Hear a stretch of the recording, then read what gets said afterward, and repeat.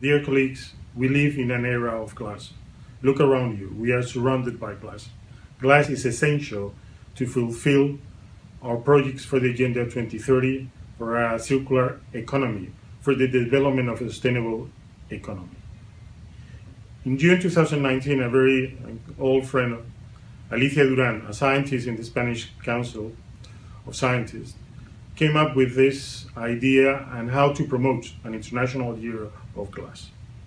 We sit and we develop what you are going to see now, the basic concepts of this video. What you have in front of you is a program for making 2022 the International Year of Glass. A program which is based on more than 1,100 support declarations coming from more than 74 countries in every single continent. You will see what will be the impact of this year in every single country.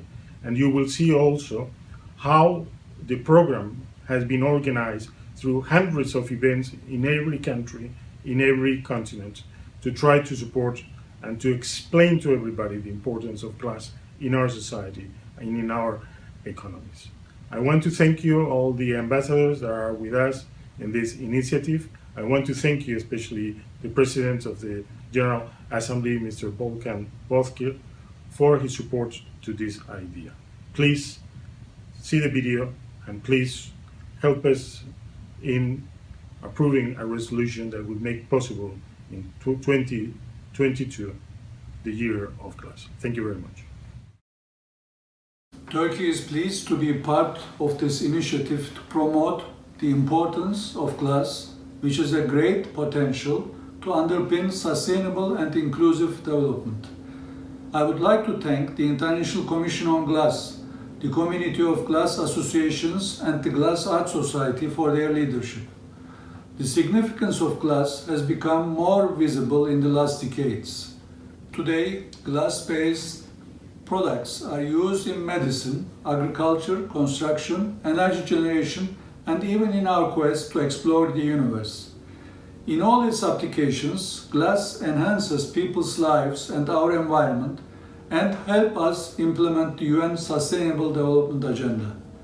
Glass is as old as our civilization, dating back to 3000 BC in Mesopotamia. In Turkey, the modern glass industry has grown immensely since it was established in the 1930s, using 100% domestic raw materials. We are proud that Turkey is now one of the top global producers of glass with its production capacity, high quality and experience. I hope that this initiative will increase awareness of glass all over the world while shaping the future with its wide range of products to improve the lives of millions of people. Thank you. Excellencies, ladies and gentlemen, I am Mohammed Idris, Permanent Representative of Egypt to the United Nations in New York. I am pleased to welcome the initiative to celebrate the year 2022 as the International Year of Glass. I commend the work of the steering committee and express our support for their efforts to bring people from around the world to this celebration. The art of glass forming has been known since the ancient Egyptian civilization, as far back as more than 3,000 years ago. In all the present gadgets, the future glass technology can be seen. We must use it judiciously for the sustainable development of our global village. There will be lots of endeavors needed to fulfill the future innovations of glass, making the lives of people more comfortable, creative, colorful, and enjoyable. Thank you very much.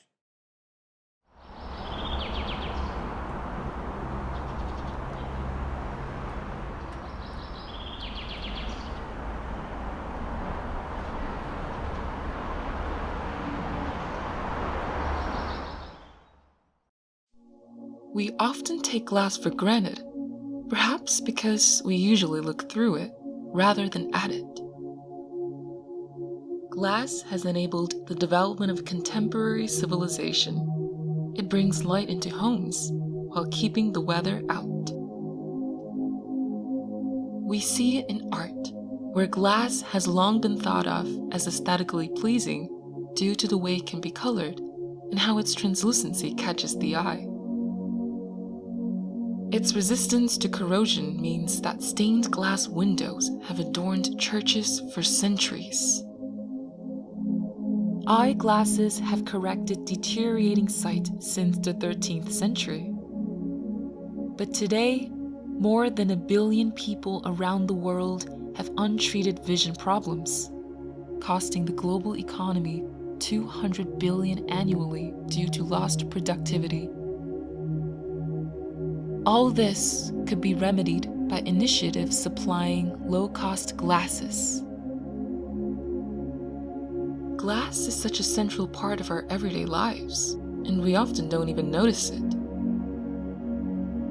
It's a high-tech transparent material that is protective, scratch-resistant, and tough, all while adding function.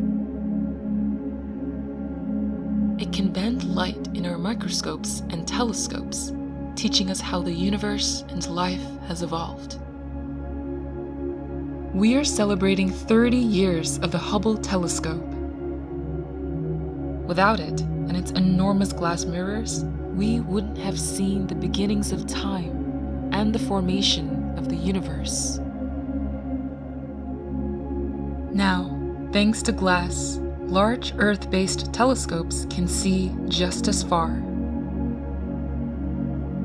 The 2020 Nobel Prize for Physics was awarded for the discovery of a black hole at the center of our galaxy. Reinhard Genzel and Andrea Ghez discovered this by tracking the movement of over 4 million solar masses, all packed together in a region of space that is no larger than our solar system. This was only possible using Hubble's giant glass mirrors that enable the collection of light over incredibly long distances. 2021 sees the launch of the James Webb Space Telescope. It will be 100 times more powerful than the Hubble and be able to peer back in time over 13.5 billion years to see the first galaxies born after the Big Bang. Glass now harvests energy, connects us through high-speed fibers, the hidden ultrastructure of the internet, and delivers unique medical treatments. All this while being one of the most recyclable materials. We are now in the glass age. So, what is glass, and what makes it so amazing? Let's start with a trip to the beach. It all starts with this: a grain of sand. Clean quartz sand, the most abundant raw material on Earth, is melted at temperatures hotter than the hottest lava. It is then cooled quickly, with some additives to help lower melting points, reducing the energy needed to melt. These additives also add important properties, from color to strength. What makes glass so useful is the random arrangement of its silica units. This lets us play with its structure and put other active elements in it. Those additives are also found near the beach, in cliffs, or in lake beds. An important additive is actually glass itself. Glass is 100% recyclable, adding value to itself by making production cheaper. Glass is the only material that can be infinitely recycled.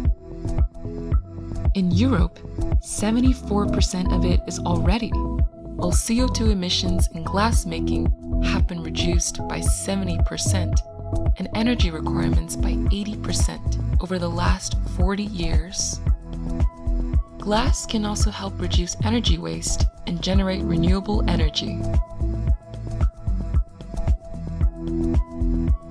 Green glass can even be upcycled to hydrophobic glass particles, which replace sand in water treatment. These particles can then remove unwanted heavy metals, organic matter, and microplastics from water. Glass has been used to preserve food and beverages for centuries and is becoming more popular again due to the impact of plastic waste on landfill and our oceans. Glass is also the only widely used packaging material classified as generally recognized as safe by regulatory bodies. Common home insulation is made up of fine glass fibers that trap air, reducing heat flow in and out of our homes. Insulation can be improved even further by aerogel, a glass that is the world's best insulator. It is also the world's lightest 3D material, being 99.9% air. Aerogel was developed by NASA to capture meteorites and bring them safely back to Earth for examination. The space dust crashes into the sponge-like glass, getting lodged inside the structure. The aerogel's insulating properties protect the meteorites as the probe re-enters the Earth's atmosphere, leaving the meteorites undamaged, ready for analysis. Aerogel is also used in spacesuits, innovative clothing, and insulation for modern buildings, with engineers bringing manufacturing costs down. Speaking of modern buildings, glass is now fashionable. Thanks to the float glass manufacturing process, we can now make large flat sheets of glass, which are great for maximizing daylight, boosting well-being, and reducing the need for artificial light.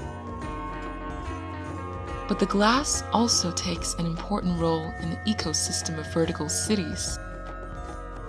Glass has always been able to filter much of harmful UV radiation. Now, modern glass also reduces the greenhouse effect for buildings by reflecting infrared light and regulating visible light transmission, and can be embedded with photovoltaic solar cells that harvest energy from the sun. You might think cleaning the windows of the world's tallest buildings would never end, but self-cleaning technology, glass coatings that break down dirt, keeps them clean. Special coatings on the windows interact with sunlight to actively break down dirt through a process called photocatalysis. It's true that tall buildings can be a danger to birds, but glass can help here too. Birds see UV light, so a patterned UV reflecting coating makes glass visible to birds while remaining transparent to human eyes. Solar power is no longer limited to low power cells. Solar thermal energy harvesting uses fields of glass mirrors to focus light and heat onto a central tower.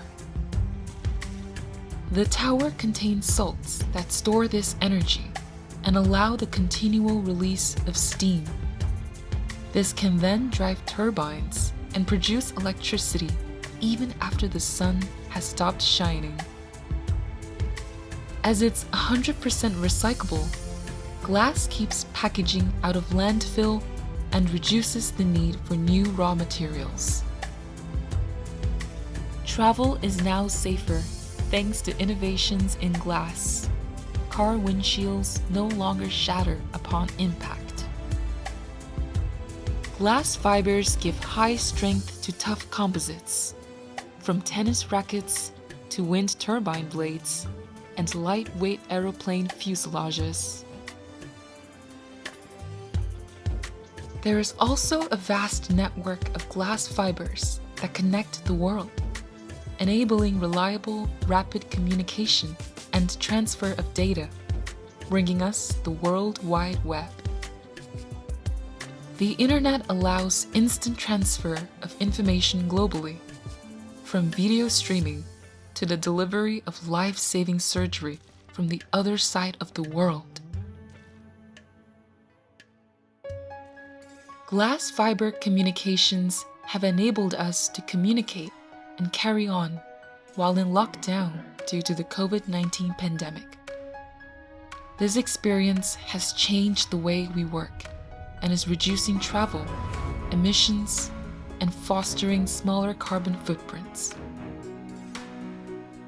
Our phones now provide global communication and bring media instantly to isolated populations across the world. Thanks to glass, screens are now scratch-resistant and even waterproof. Glass is the key to the delivery of 5G. The power of the radio signal is provided by a tight network of transmitters connected by high-speed optical fibers. Communications technology is playing an increasing role in the education of students, enabling information to reach far from existing institutions. This enables not only distance learning, but also communication for consumers and tradespeople in remote locations, keeping them in touch with the wider economy.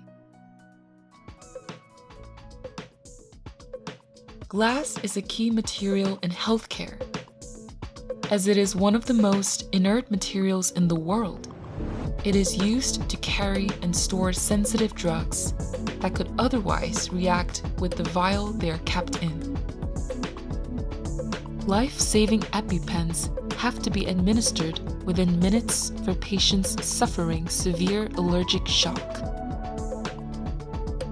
Glass cartridges are needed to store the medicine in the pen, but conventional glass would break in 1 out of 10 applications due to the aggressive nature of the injection.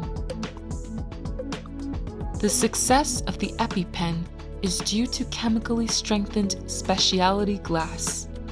Chances of failure are now 1 in a million. The optical fibers used to drive the internet are also used in endoscopes for minimally invasive diagnosis or surgical procedures. In medicine, there's also a special type of glass that dissolves in the body, forming a bond with bone and actively stimulating healing. It is called bioglass, and it has even been shown to combat deep bone infections. 2021 is the 50th anniversary of the paper that announced bioglass to the world. It has helped more than 2 million patients heal bones that would not have healed on their own, and is now used in toothpaste that can repair teeth. Biodegradable glass scaffolds work like scaffolds for buildings. They provide platforms for the builders to walk onto to lay down bricks. In this case, the cells are the builders, laying down the building blocks of bone. The scaffold is then removed by the body as the bone grows.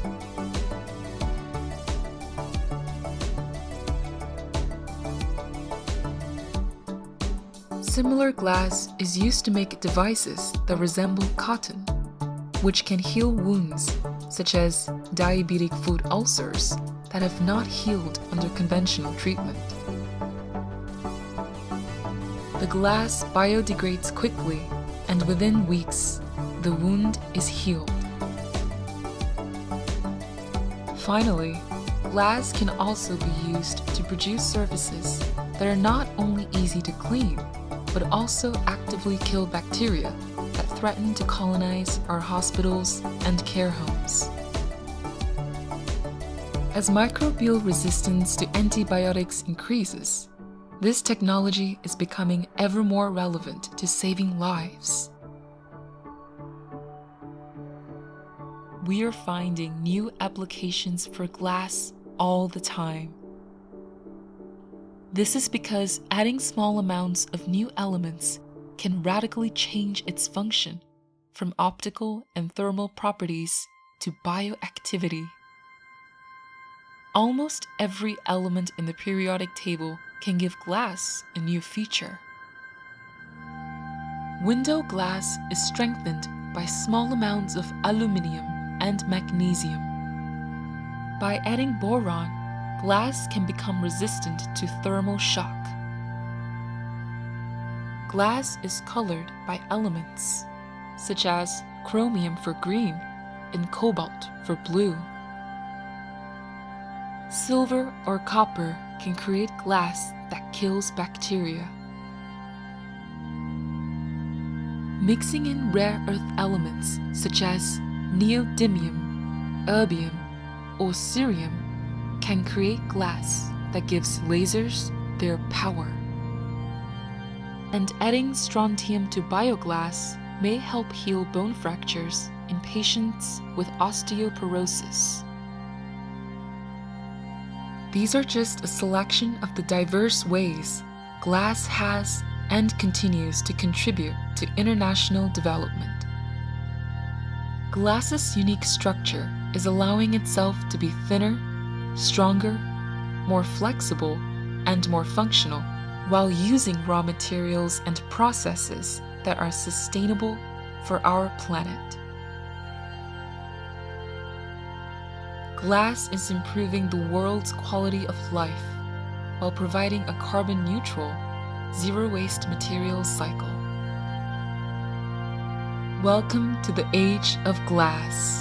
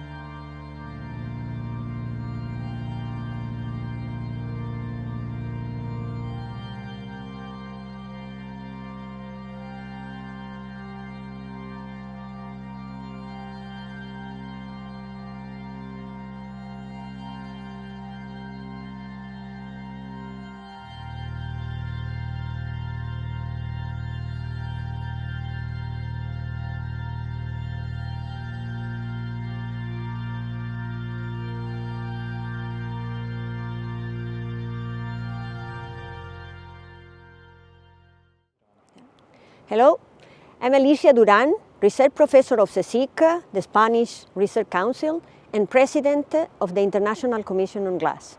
After watching this wonderful video, I wish to tell you the story of the International Year of Glass. Born.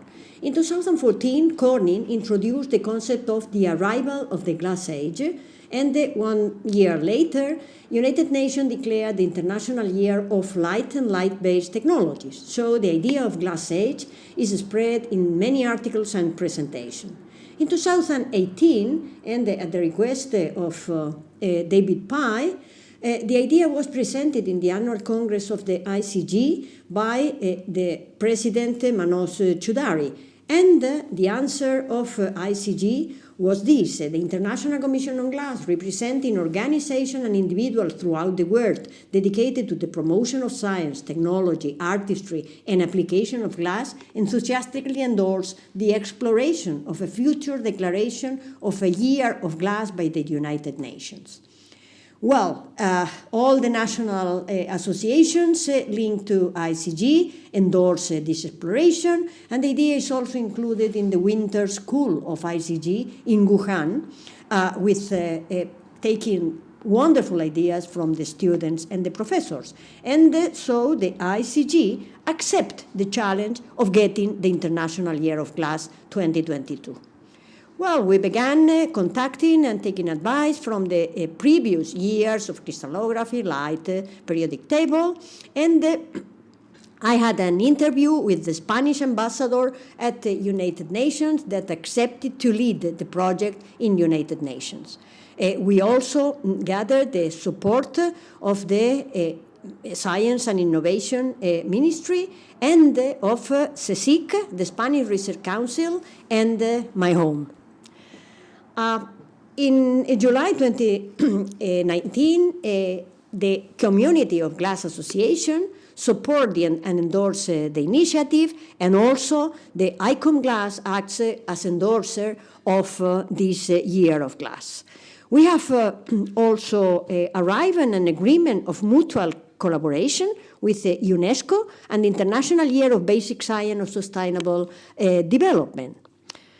Which are the goals of this year? Our vision of this International Year is to celebrate the past, present, and future of glass, following the goals of the Agenda 2030.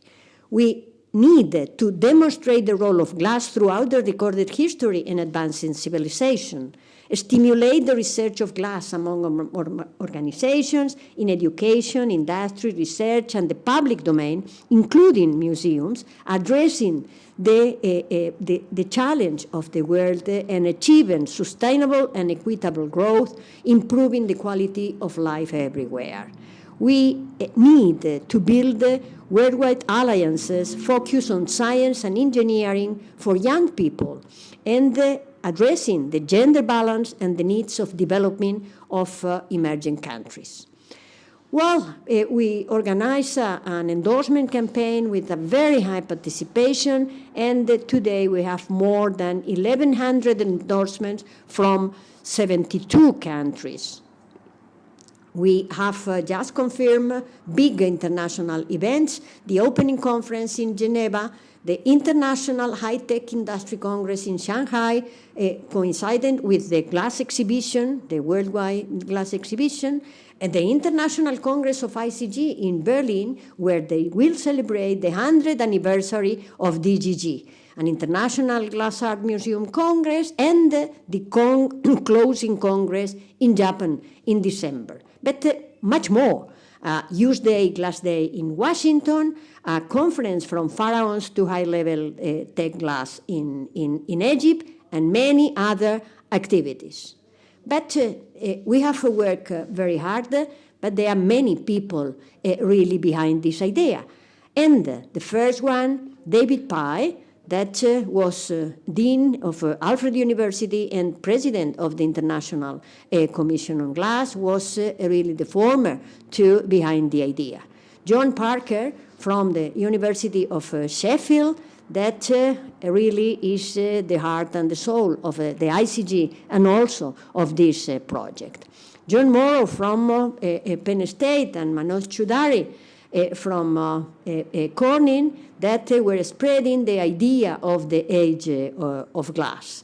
Well, our friends Sando Canela and Giusti from the Community of Glass Associations, our young guys, Julian Jones from the Imperial College and Mathieu Hubert from Cornell, that were behind this wonderful video that you have seen. And we have at national level our ex-president Peng Shu from China, and Setsu Tanabe from the Kyoto University, because they arrive to the amount of more than 400 endorsements for the countries.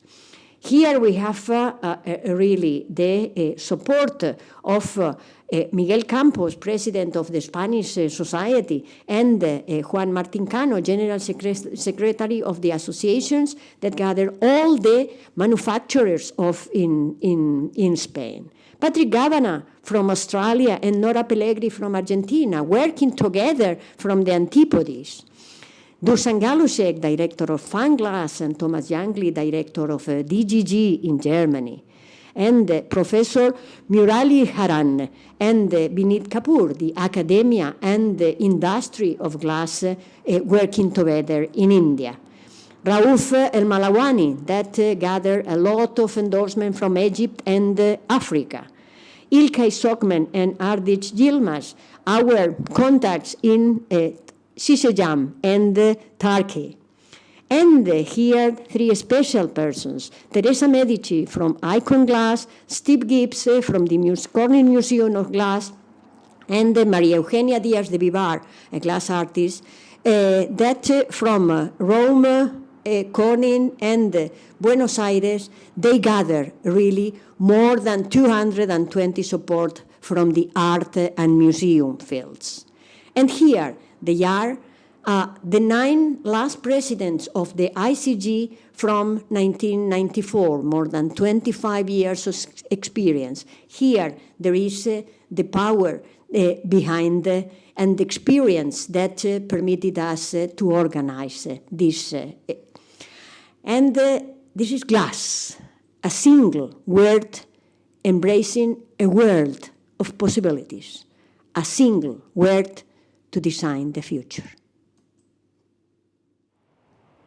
Hundreds and hundreds of excited, wishful people and institutions coming from all the corners of the planet support this project. I invite you all to join us and share this wonderful adventure.